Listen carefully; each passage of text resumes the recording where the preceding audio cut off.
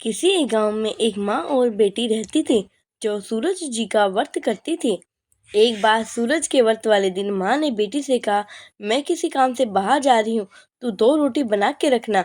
एक छोटा रोट बेटी के लिए और एक बड़ा रोट मेरे लिए बनाना, जो हम पूरा खा सके, क्योंकि रोट को जूठा नहीं छोड़ते और रोटे के आटे में नमक मत डालना, यह अलूना होता है। माँ चली गई और बेटी रोट बनाने लगी। तभी सूरज भगवान ने एक साधु का वेश बनाकर वहां आए और भिक्षा मांगने लगे।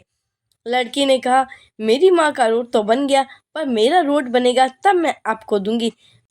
बाबा ने कहा, जो रोट बन चुका है उसी में से दे दो, नहीं तो मैं जा रहा हूँ।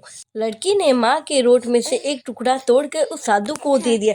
जैसे ही माँ वापस आई तो वह नाराज हो गई और बोली, धी भाई धी दे, रोटी माइली को दे, मारो दे पण सारो दो।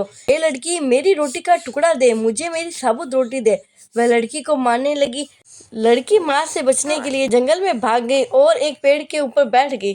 बुआ ने सोचा, मेरे कारण इसको कष्ट हुआ है। तब सूरज भगवान उसे रोज एक चूरमे का लड्डू और पानी देके जाते। लड़की लड्डू खा लेती और पानी पी लेती। एक दिन राजा वहाँ से शिकार खेलते हुए निकल रहा था। वह थक गया और उसी पेड़ के नीचे जाके बैठ गया और उसने अपने मंत्री से कहा कि अगर एक चुल्लू पानी मिल जाता तो प्राण बच जाते। लड़की ने जब ये बात सुनी तो एक चुल्लू पर पानी राजा को दे दिया। राजा ने पानी पिया और कहा, आधा प्राण तो बच गए हैं, एक चुल्लू पानी और मिल जाते तो पूरे प्राण बच जाते। फिर लड़की ने यह सुनकर उसे एक चुल्लू पानी और दे दिया। राजा ने कहा, अवश्य कोई ऊपर बैठा है। तब उसने अपने एक सेवक से कहा, जाओ देख क्या ऊपर कौन बैठा है। जैसे ही सेवक ऊपर चढ़ा तो देखा एक लड़की बैठी हुई है। तब उस लड़की ने उस सेवक से कहा, भाई तुम ये चूरमा खा लो और पानी पी लो और नीचे राजा से जाके कह देना ऊपर कोई नहीं है, पता नहीं राजा मेरे साथ कैसा व्यवहार करेगा। ये सुनकर उस सेवक ने लड्डू खा लिया और पानी पी लिया और नीचे आके राजा से कहा, ऊपर कोई नहीं है। तब राजा ने कहा, नहाया हुआ व्यक्ति और खाया हुआ व्यक्ति छिपा नहीं रहता। जब तुम ऊपर गए थे काफ़ी थके थके थे और नीचे आए हो तो काफ़ी तरोताज़ा महसूस हो रहे हो। तब राजा ने खुद जाके ऊपर देखा तो एक सुंदर लड़की बैठी हुई थी।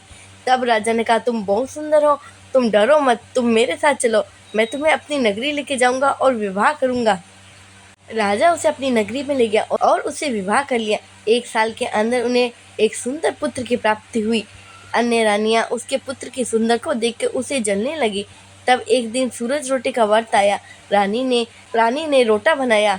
जब बाकी रानियों ने उस रोटी को देखा तो राजा से जाकर कहा, रानी को रोटी बनानी भी नहीं आती, इतनी मोटी रोटी बनाई है, अगर आप खाओगे तो आपका पेट दुखेगा और रानी खाएगी तो कुंवर का पेट दुखेगा। बात उस लड़की ने सुन ली और उस रोटे को उसने थाली के नीचे दबा लिया और बैठ गई। जैसे ही राजा आया उसने पूछा, इस थाली के नीचे क्या है? तब उसने कहा, मेरे गरीब पीहर का उपहार है। तब राजा ने थाली उठा के देखी तो उसके नीचे एक सोने का चक्र था। तब उसने कहा, वाह, गरीब पीहर से इतना बड़ा उपहार। तब रानी ने कुछ नहीं कहा। एक दिन रानी खिड़की पर खड़ी थी। तब उसने अपनी माँ को देखा, वह छाजल बेच रही थी। उसने सोचा, माँ को अपने महल बुला लेती हूँ, अन्य नौकरों के साथ वह भी काम करने लग जाएगी, किसी को क्या ही पता चलेगा। उसने अपनी माँ को महल बुलवा लिया। माँ ने अपनी बेटी को देखते ही वही दुहाई देने लगी, धी भाई धी दे, रोटी माइलो कोर दे, मारी दे पर पूरी दे। तब रानी ने सोचा, माँ की बात अगर कोई सुन लेगा तो उस पर मुसीबत आ जाएगी। तब उसने अपनी माँ को एक कमरे में बंद करके बाहर ताला लगा दिया। जब अन्य रानियों को पता चला कि एक औरत महल में घुसी तो थी लेकिन वापस नहीं निकली, तब उन्हें उस रानी के व्यवहार पर संदेह हुआ। उन्होंने यह बात राजा से कह दी और छोटी रानी ने यह बात सुन ली। तब छोटी रानी ने सूर्य भगवान से प्रार्थना की कि आप मुझे इस विपत्ति से बचाओ। तब राजा आया और कमरे की चाबी मांगने लगा। रानी ने चाबी दे दी। जैसे ही राजा ने दरवाजा खोला, सामने एक सोने की मूर्ति थी। तब राजा ने कहा, ये कहाँ से आई? तब उसने कहा, मेरे गरीब पीहर का उपहार है। तुम्हारे गरीब पीहर वाले तुम्हें इतने कीमती तोहफे भेजते हैं, तुम्हारा पीहर तो देखने हैं, तुम्हारा पीहर कहाँ है, हम वहाँ चलेंगे। तब उसने सूरज भगवान से प्रार्थना की और ने उस पर कृपा की और उसे 100 पहर का पीहरा दे दिया। सूर्य भगवान ने जंगल में ही माया नगरी बना दी जिसमें उसके सारे रिश्ते नातेदार थे। राजा रानी वहां पहुंचे और सबने उनका बहुत स्वागत किया। कुछ समय ठहरने के बाद रानी ने कहा, चलो अब राजमहल चलते हैं। राजा ने कहा, इतनी जल्दी क्या है, कुछ समय और ठहरते हैं। लेकिन रानी ने कहा, नहीं, अब हमें चलना चाहिए। राजा रानी दोनों चल दिए। कुछ दूरी आगे निकलने पर राजा को याद आया कि उसकी मोजड़ी तो वहीं छूट गई। तब उसने अपने एक सेवक को कहा, जाओ मेरी मोजड़ी ले आओ। जैसे ही सेवक वहां पहुंचा तो उसने क्या देखा, एक झाड़ी पर मोजड़ी लटकी हुई है। उसने तुरंत भाग के आया और राजा को सारी बात बताई।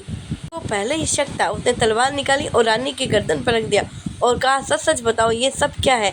तब रानी ने सब सच सच बताया कि उसे ये सब सूर्य भगवान की कृपा से ही प्राप्त हुआ है। तब राजा बहुत खुश हुआ और दोनों मिलकर सूरज रोटी का व्रत करने लगे। हे सूर्य भगवान, जैसे उस पर कृपा की वैसी सब पर करना, कहते सुनते हुंकारा भरते पे करना।